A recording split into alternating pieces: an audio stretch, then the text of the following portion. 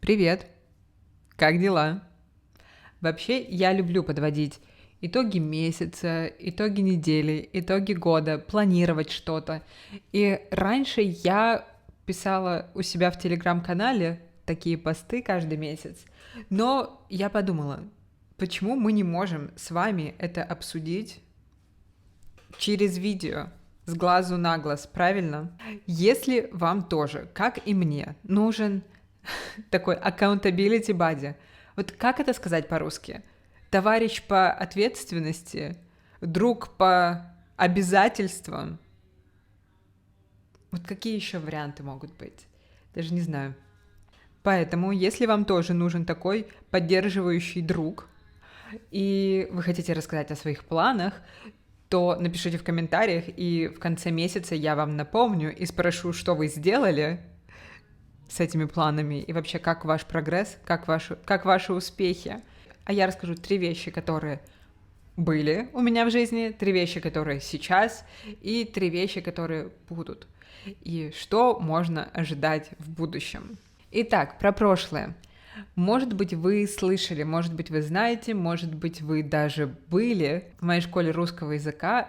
Это был такой проект, где я вела 7 встреч в неделю для изучающих русский язык, и можно было ходить вообще на все занятия. Там была и грамматика, и разговорные клубы.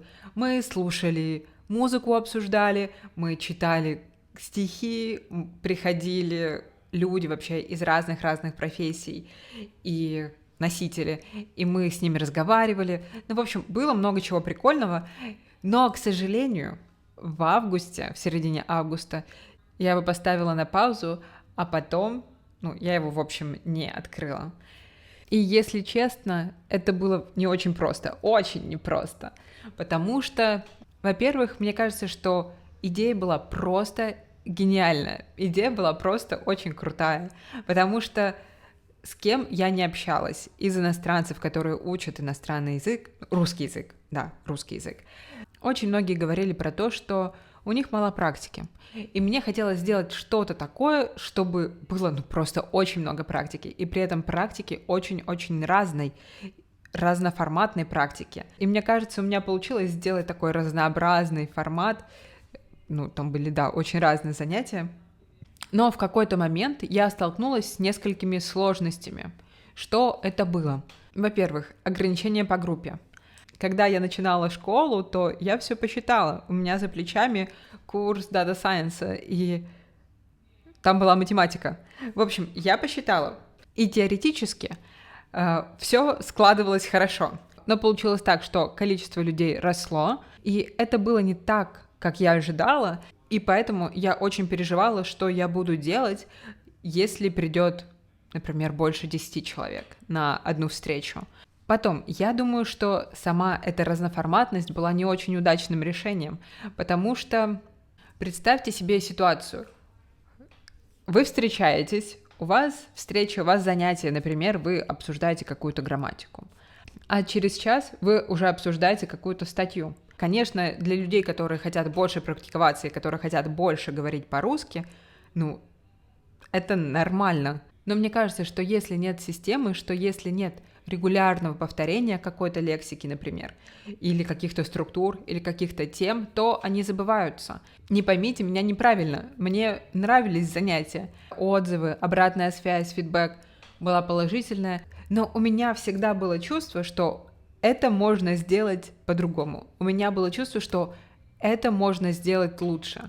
Конечно, еще одна проблема, что школа занимала очень много времени. У меня практически не выходили видео, я не успевала про нее рассказать, а мне хотелось рассказать про нее, потому что там на самом деле каждый день происходило что-то интересное. Но у меня не было ни сил, ни энергии этим заниматься, и поэтому я решила просто поставить на паузу, пересобрать формат, подумать, что можно сделать лучше, открыть снова в октябре. Но октябрь начался, а школы нет. Но, как мы говорим, свято место пусто не бывает. Вы знаете, я знаю очень много пословиц и разных фраз, и разных выражений на русском. Так вот, свято место пусто не бывает. И если нет школы, значит, у меня уже есть совсем другая идея, и об этом я расскажу чуть-чуть попозже. Я понимаю, что история про школу, она немного грустная, но давайте о хорошем. Я начала учить испанский. Через 7 месяцев после того, как я приехала в Аргентину. Но я бы не начала учить испанский, если бы я не увидела эту книжку «Чарли и ла фабрика де чоколата».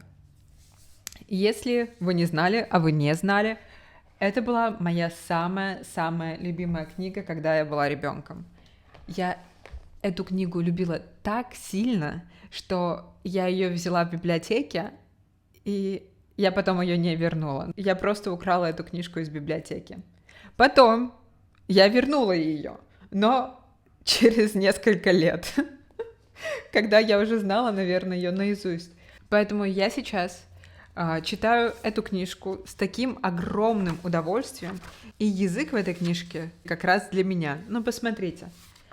Estos dos señores tan viejos son el padre y la madre del señor Букет.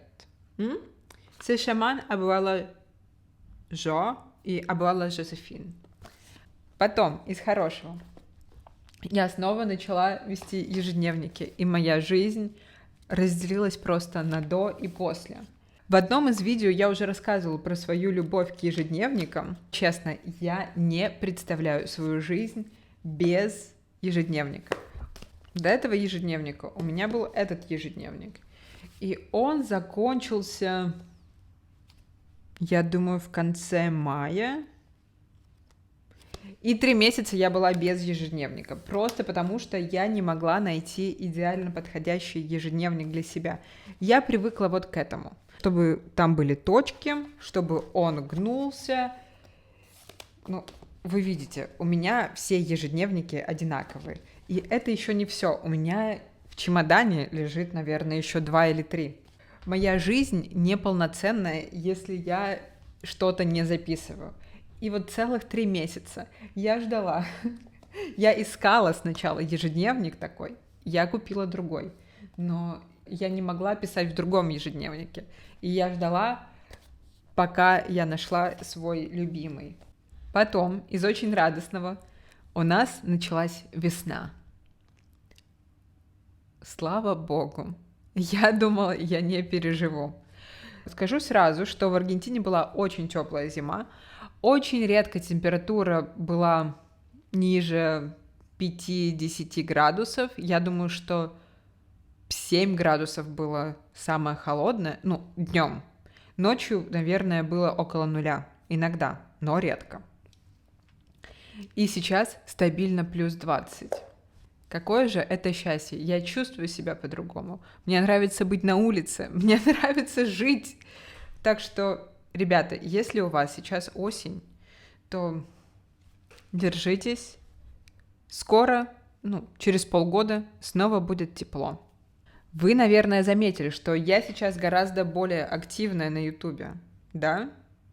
Я надеюсь, что вы заметили. И одна из причин, почему я стала более активной на Ютубе, это потому что за те 3,5 месяца школы я, мне кажется, поняла, о чем я хочу больше говорить, о чем мне интересно говорить, о чем интереснее слушать моим студентам и вообще людям, которые приходят ко мне. И это, я могу сказать, такой российский контекст, русский контекст, российский контекст.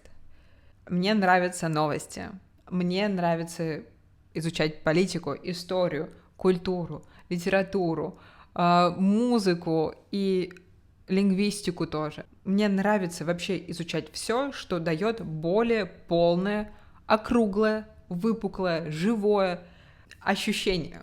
Я, может быть, начала бы раньше обо всем этом разговаривать, но меня, если честно, меня пугали комментарии, потому что, скажем так, практически любая тема, связанная с Россией, она потенциально холиварная. И в комментарии регулярно, плюс-минус регулярно приходят люди с очень интересными комментариями. И меня это, если честно, очень останавливало. И вы знаете, что я достаточно стеснительный человек, например. Но я подумала, хорошо, я просто буду снимать видео для людей, которые хотят узнать больше о России вообще с разных сторон и иметь очень объемную картинку. А для людей, которые хотят просто потроллить, я не буду снимать видео. И от этой мысли мне стало так спокойно, если честно. И поэтому сейчас, например, я снимаю это видео, и я думаю только о людях, которым будет интересно смотреть это видео. И я надеюсь, что если вы досмотрели до этого момента, то вам интересно. Поэтому можете ждать больше видео. И скажу, что сейчас для меня это приоритет, и я хочу над этим работать. Поэтому, если вам нравится эта идея, если вам нравятся мои видео, если вам нравлюсь я, то, пожалуйста, напишите это в комментариях. У нас есть еще одна хорошая пословица. Хорошее слово и кошке приятно.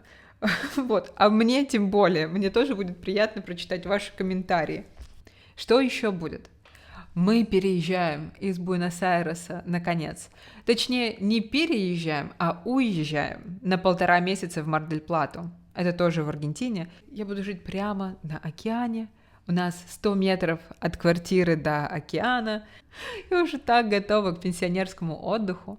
Если честно, за эти 7 месяцев Буэнос-Айрес стал таким родным, что уже хочется куда-то уехать. И еще одна вещь, которую я планирую делать. Шахматы. Мы играем в шахматы с моим студентом. Первый раз я его выиграла. Второй раз у нас была ничья. Третий раз он меня выиграл. Мне даже стыдно про это говорить. Но мы эндшпили — это кошмар, это позор. Поэтому если кто-то из вас преподаватель шахмат, и вам нужны уроки русского языка, пожалуйста, обращайтесь ко мне. Я готова учиться. Пока так. Напишите, какие у вас планы в октябре, и давайте будем друг друга поддерживать. Правильно? Иначе зачем мы вообще здесь собрались? Все, до скорой встречи. Увидимся буквально через несколько дней. Пока.